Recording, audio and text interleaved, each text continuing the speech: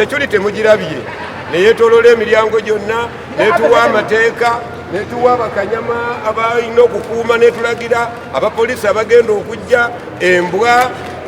ambulance buli kimu kyonna tukimaliriza so bajjo ali wano ng'omukalabala baba organize bachifu bakafulu okulaga kimu kigenda mu maaso bakompyuta baffe batambudde bagamba enoso y'abayaayi mukimanyi bulungi abayaayi tulina okukola statement tugikola tutya nga tewali anyakudde kasimu ka muntu nga tewali muntu azze waka nga si musanyufu ate n'omuziki tulina abayimbi ba surprise visit gye twagenda bagamba abagenda okujja bakuba omuziki omutalabangako mu Uganda. Ekyokubiri tuwuliddeko nti Balamu ali mu luko olusindika enkuba era asindisa embega we tumusanze wali abandabye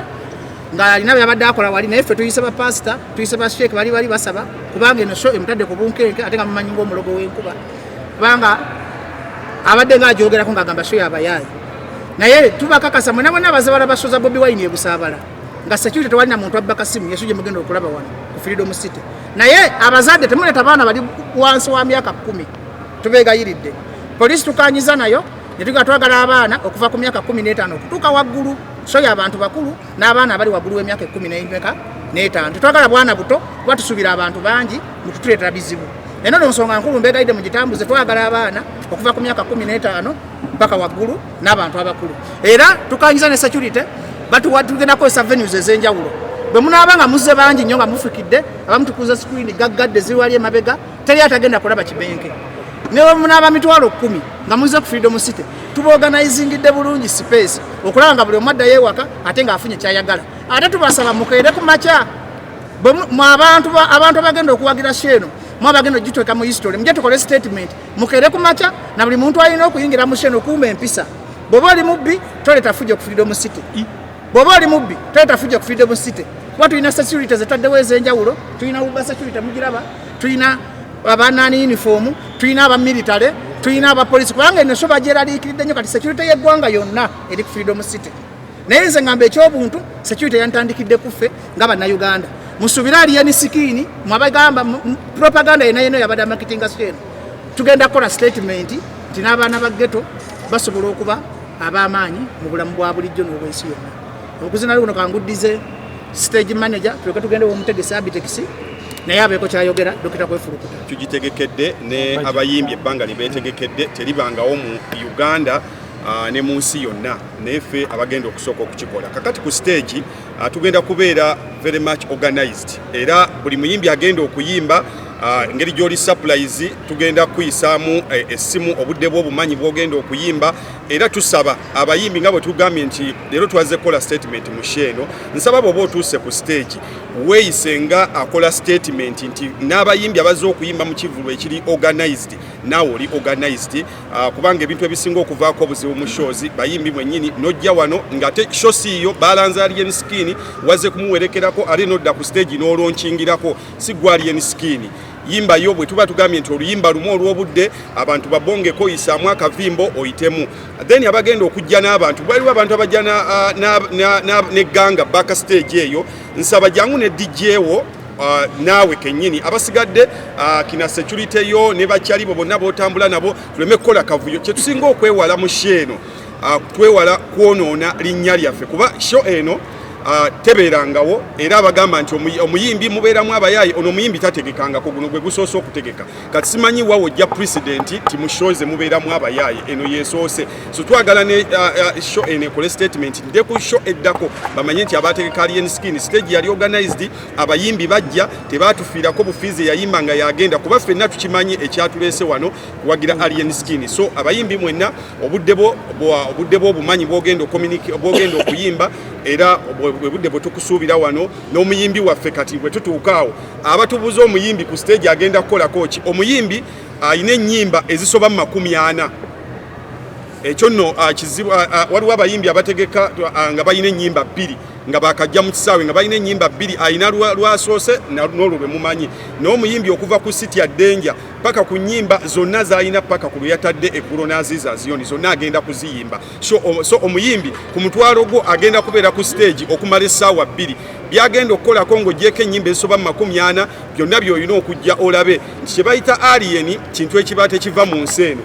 kiva mu bwengula eyo n'ebintu ebyenjawulo kakati ogenda kulaba ku bintu ebyenjawulo ebiva mu bwengula ku stage awo mwebali nnyo mwebali eddala omutegesi w'ekivulu yogerako eri eggwanga tugende wa national coordinator ebigambo twabyogedde dda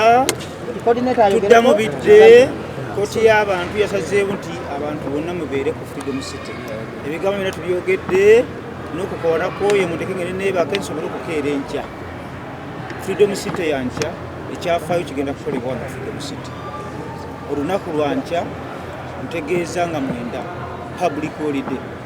ate ebintu bigeze ne byekwata kooti y'abantu egambye nti public holiday ekimeeke kigenda kulonkinga konsati yakyo esooka olunaku lwankya ate ne gavumenti yakuno negamba nti era public holiday kibadde automatic lunaku kyolwo lebadde lunaku lw'abazira nekikwatagana ne kooti y'abantu ng'esazeewo nti Irene Skin erinnya lintabanya okwogera omuzira Alien Skin agenda kuteekawo ekyafaayo olunaku olw'enkya era mbagambye muŋŋambire Pallaso ne Pallaso tewalikola ekintu okulumya gundi n'omaliza ng'oyambe muyambe obubaddi bonna Pallaso bwe yakoze bakube Alien Skin bamuswazeswaze Pallaso agende ku kitanda yetegeka eccupa y'omusaayi obubaddi twabuguddemu tegabadde maanyi ga Alien Skin gabadde maanyi ga Katonda yamwogereddeko n'agaana okumuddiza era oluyi olwamukubiddwa lwe lumufudde omuyimbi w'ebyafaayo ne kooti y'abantu nesalira omusango tubagambe nti twebaza abantu bano kooti y'abantu yakoze Pallaso yabadde asitopinze poliisi ebbaluwa agikutte naye twebaza nnyo bannanga abantu ba social media twebaza bannayuganda poliisi twateekawo oluyi ekiro IGP yali atufolowinga bulungi n'asesema ebbaluwa mu dakiika 2 n'akubira Abitex poliisi yamunoonya omuwa ebbaluwa bamusanga agenda neyo wandege ya kutoko show ne bamuyimiriza ne bamukasukira ekibaluwa nga kyebakuntumye noga tugisesemye agenda okukola show era abantu musigale nga mwena muli United musigale nga mupika ekintu kino okuba ino show yamu yakola statement mu public Pallaso abadde apulaninga osindika abalogo b'enkuba neffe twesiga Katonda kuba Pallaso ebintu bye bibeera byakuloga kwonjera kuwaayiriza abadde asindisa omuvubuka we gwe yajja efuuti bamuyita Walugembe musanze wali ng'akola ebintu bya sitaani ne bapasita bali basaba musobola ogenda ne mulaba tukugamba show Pallaso takyalowooza Pallaso alowooza Alien Skin naye ate ffe abategesi ba Alien Skin tukubiriza bannayuganda mwenna ne Pallaso mumuwagire abamwagala ffe tulina mutima mubi tetuli mu muzanyo gwa dead game nti tuli mu muzanyo gwa mpala tuli mu muzanyo gwa promoting talent ekyakoze business Alien Skin kubalaga nti abanyome biseera bisinga tuyita ba independent activists twagala nnyo okwera kusaidiya omuntu yenna anyigirizibwa mu fayita eyo mwagiraba nga Pallaso yanyigiriza Alien Skin yamukuba mu bwakimenke bwe n'awanika n'emikono kitegeeza mu lutalo n'omuntu bawanika emikono abakkiriza defeat naye obusiru bwa Pallaso yalowooza nti bagenda kumuwaana n'atamanya nti ekintu ekyakendeeza feva ye era saawa zino abonaabona nakyo asula aloota Alien Skin mumulaba atambula yeetondedde mu masaŋŋanzira yeetondedde mu kyaki yeetondedde ku bodaboda gyo yabadde wali bali emmere makindi ewa muliiki ng'agamba muliiki nonya Alien Skin mwetondere neŋŋamba muliiki Alien Skin yamugaata mulinaako buzibu agende yeetondere abaana ba ghetto era Pallaso bw'oteetondere ghetto ojja kufa n'ekikolimbo kyo kozi n'ekirala muto wange Pallaso Barugahale omuwagizi wa NRM Lukule obutali musango omuwagizi wa MK obutali era musango omugambe singa Pallaso bali tuminako obukyayi ffe tumwagala nnyo Pallaso tulina obusobozi obuteeka buli show wonna waali ate amanyi kyekitegeeza embalala tumanyi olunaku lwaliyo ne twagaana okuteekayo show Fort Portal bali ku masimu bagafiirako kale bali tusobola okuteeka ate n'embeera eyo yinza okukyuka tuyinza okunyiiga ekimenke kikyuka essaawa yonna nga buli Pallaso watadde show nga naffe tulinawo show naye tugenda muwabula nga bali kakiiko akatesitesi naye nsinga kwebaza nnyo abawagizi ba Alien Skin bannayuganda ab'oku TikTok aba Facebook n'abataliiko abamulaze obwagazi n'abamuwadde essaala abantu mwe mufudde Alien Skin erinnya lintabanya okwogera munsaasire kati coordinator kabeeko kyayogera coordinator Tony Sebia kabeeko kyayogera kiike coordinator kabeeko kyayogera ndeke yogerera kozi ne Kenzo president w'abayimbi Kenzo mutereze kamera kankakumu Eddie Kenzo Musuuza ne ttiimu yo yonna ba vice bo bonna n'akakiikoko omukulembeze tabeera n'abaana nabyama olunaku olw'enkya kigenda kubeera kigezo ky'amaanyi nnyo gy'oli nze ndi muwagizi w'ekibiina ensi yonna kyemanyi naye ndi president akulembera aba NRM aba People Power aba NUP n'aba DP naye Eddie Kenzo Musuuza olunaku olw'enkya olina ekigezo kinene nnyo gamba federation olunaku olw'enkya lwe bagenda okugikubamu ebituli okugirabanga akakundi akaza okukola ebyabwe oba okukumaakuma abayimbi okutwaliza awamu. Eddie Kenzo Musuuza pulezidenti munnange tukulinze olunaku lw'enkya era kamera zigenda kutunuulira ne ttiimu ye. Nvudde mu kamera n'enjala ennuma singa tajja nvudde mu kamera n'enjala ennuma jangu oli effe abakuse. Nze kyenjagala obbalaga nti omwana bw'aba wakuzaalwa atuuka ekiseera n'azaalibwa oba azaaliddwa atya oba azaaliddwa atya. Kati alien skin tumanyi gye yavudde naye neebaza nnyo promote yamulaze abantu bayimbidde emyaka 4 nga tewali amumanyi n'atuuka n'okuva ku nsi nga tewali amumanyi naye omuntu ategese ekivulu mu nnaku 4 n'alaga ensi emiliyoni n'emiliyonizi nti waliyo alien skin which means ekintu kibuutikidde eggwanga amaaso gonna mugaze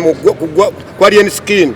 Abaali beeyita abanene abaali beeyita ababedde mbu tebagambwako kakati abitekisa abalaze tosooka okuleeta man from nowhere neefuuka ensonga. Bweba firimu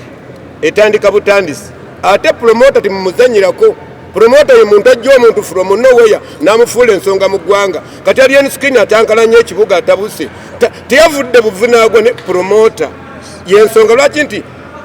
paki yawe yalwana ne Mayweather. Nze saatunulira nnyo abo ababiri abaali balwana natunulira nnyo promota tusuza ku budde ng'obudde bukedde which means olunaku lwa nkya lunaku lwa bazira lunaku lwa byafaayo. Alien skin agenda kuleeta ebyafaayo mu ggwanga agenda kukyusa ebintu bingi bye mbadde temumanyi bigenda kutambulirano. So nga bapromota ffe twagala nnyo ekintu ekireeta omuntu ng'akijja awantu ne kifuuka ensonga. Bonna promotinga ka miliyoni ojja tokoze bipya bonna okola show ya Eddie Kenzo nga tokoze bipya naye leetayo omwana from bwayiise from nowhere only 4 days. I salute you Bitex. Amanya gange nze Nsuuga Mustafa nkola ne Alihira Holdings ate era tetukolera tetusijja bayita baavu omuntu wa wansi omufuna mpola fenna gye tuggwa nange ndi mufuna mpola so sikolera bantu sina kika kye ngamba mbuno nkolera baneeno wabula buli omu era buli omu nga bwoze bwe tukola ki bwe tukwata. Kati Alihira Holdings Uganda Limited tusangibwa Kamoocha Prince Charles Drive plot 45 Kamoocha we wali offices zaffe. Tuyine namba z'amasimu esooka ya Airtel 07017669992 neya MTN 0789224230. Abasinga batumanyira mu biodigester kuba bwe tuvudde nnyo mu kamera naye nga